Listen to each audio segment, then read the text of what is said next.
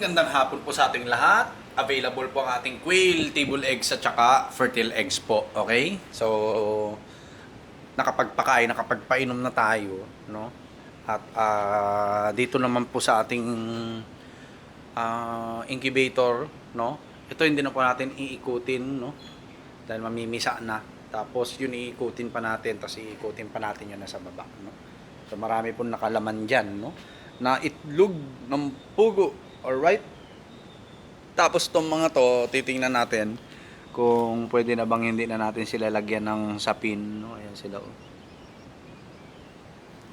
Lalagyan pa ba natin ng sapin o hindi na, no? So titingnan po natin, ha? Kasi mahirap po, no, na magbaka sakali. Okay? Baka mamaya, 'di ba? Lamigin, mamatay lahat, no? So yan, nakapagpakain, nakapagpainom na tayo dyan sa mga nasa scratch pen natin. Malinis na yan, atin na po lahat yung manok dyan. Pati itong mga nakawala po, atin na rin po to. Okay? Pati itong mga to, no? At nakapagtapal na rin po tayo ng bulkasil dito. Ayan, no? Oh, ayan, no? Pero banda doon meron pa, no? Dito inuna ko dito para at least may walang gaanong tulo rito hanggang doon. Sa dulo na lang po ang lalagyan natin, no? So itong tatlong Asil Boston SBR Tornado natin, napakain na rin natin. Yan. Lalaki po to. Dalawang lalaki sigurado ako. Tapos babae. Bababa na rin po natin yan, no? Pag So itong highlights natin, no? Ito kasi magbibigay sa atin ng pera. So yung kabatch ko po, bumili po siya sa atin. Siya yung kauna-unahang bumili ng fertile eggs. At binalitaan niya ako na napisa na po, no? Yung mga binili niya sa ating fertile eggs. Kaya yun, sa mga gusto po magsimula, yan, no? Yan ang mga breeders natin, no? Yan. Yun, may itlog pa. Kunin na natin yan. Ayun, no? Oo, diba? So ito po yung mga breeders natin. Kaso nga lang din niya pa na isi-send yung video, no, ng mga papisa, no. So yan, maganda po ang ating simula, no, dahil may mga pruweba na po tayo, no, na itong mga fertile eggs natin napipisa po talaga. Napipisa po talaga. Yun lang hinihintay ko, no. Siyempre, pag galing po sa akin, sabi kong papisak na natin sa mga fertile eggs natin yung mga itlog natin, yung mga sisiw natin dyan, baka may hindi maniwala, no? Baka may hindi maniwala. Maganda at least, sabi ko nga sa kanya, gawa siya ng video at i-mention niya ako para at least marami pong bumili sa atin ng fertile eggs po, no, ng pugo.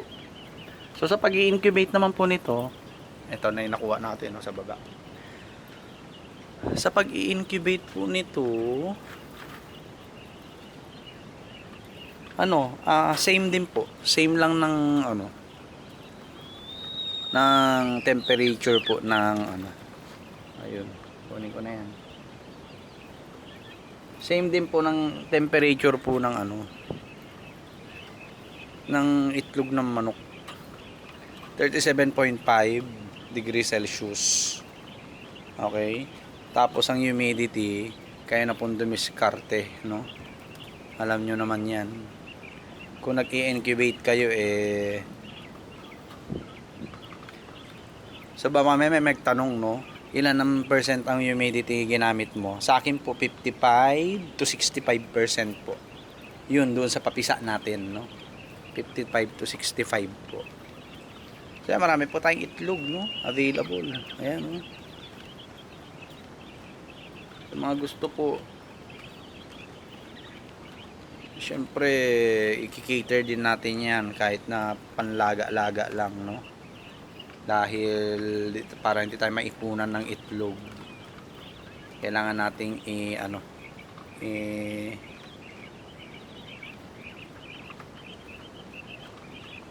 i-dispose ang mga itlog, no? Pero yun nga, yung kabatch ko nagsabi na sa akin na pag nagka-budget kukuha siya ng maramihan na fertile eggs natin. Sabi ko kasi 8 to 12 months lang po itong mga breeder natin. Kailangan makapagparami na makapagparami, no? So, yan, no? May fertile eggs na naman po tayo available. Marami pa mangingitlog dyan. Marami pa po mangingitlog dito. Mga 10 pa. May makukuha pa tayong 10. Ayan. Okay. Tara. Lagyan na natin to doon sa loob. Kagabi hindi na po ako nakagawa ng content, no? Regarding sa pagsusort. Dahil yun nga, no? Nasihan tayo masyado kagabi. Okay? So ito, mamaya gawa natin ng content, no? Makabawi ako sa inyo, no? At kukunin lang natin diyan yung pinaka mga class A. Tapos the rest po is pambenta na stable eggs po, no? So yan, kung kailangan niyo po ng itlog ng pugo, ayan oh, nandiyan na sila sa tab, no? Kuhanin niyo na po, no? Walang basag yan, walang maliliit po dyan. Kung meron man kayo nakita, free na po yun, no? Katulad doon, no, may isang maliit. Pero sa ngayon, wala na pong iniitlog na maliit, no? Yung mga breeders po natin. Halos lahat po magaganda na, no? Halos lahat magaganda na. So, yun lang po. God bless po sa ating lahat. Peace!